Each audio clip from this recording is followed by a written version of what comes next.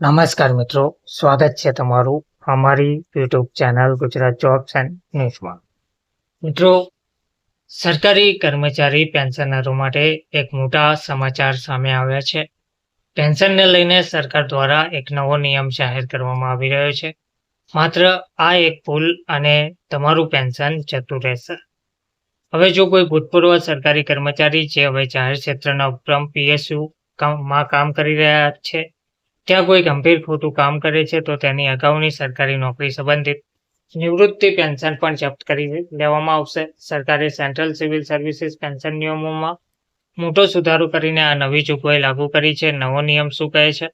તો પેન્શન અને પેન્શનર્સ કલ્યાણ વિભાગ DOPPW દ્વારા 22 મેના રોજ જાહેર કરાયેલા નોટિફિકેશન અનુસાર જો કોઈ કર્મચારીને ગેરવર્તણૂક અથવા અનુશાસનહીનતાને કારણે કાયમી ધોરણે સમાવેશ થયા પછી PSUમાંથી દૂર કરવામાં આવે છે તો સરકારી નોકરી દરમિયાન મેળવેલા પેન્શન લાભોની જપ્તી પણ તેના પર લાગુ થઈ શકે છે.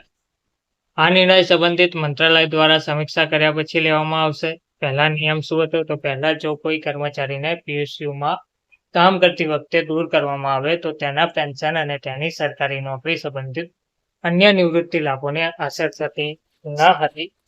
તો નિયમ 3729C હેઠળ તે સ્પષ્ટ હતું કે PSUમાં શિસ્ત ભંગની કાર્યવાહી સરકારી નોકરીના પેન્શનને અસર કરશે નહીં, પરંતુ હવે આ નિયમમાં મોટા ફેરફારો કરવામાં આવી રહ્યા છે અને એક નવી જોગવાઈ લાગુ કરવામાં આવી છે.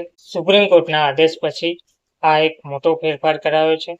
આ સુધારો 9 જાન્યુઆરી 2023ના સુપ્રીમ કોર્ટના આદેશ પછી કરવામાં આવ્યો છે.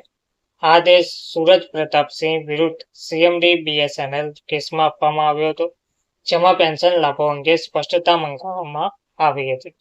તો કોર્ટના નિર્દેશો અનુસાર નિયમોમાં સુધારો કરીને હવે સરકારી નોકરીનું પેન્શન PSUમાં કાઢી મૂકવામાં આવે તો પણ રદ કરી શકાય છે.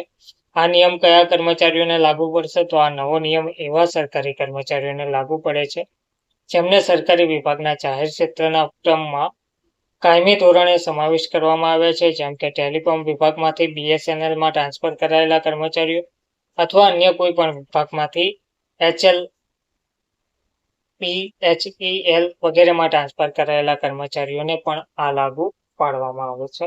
ધન્યવાદ.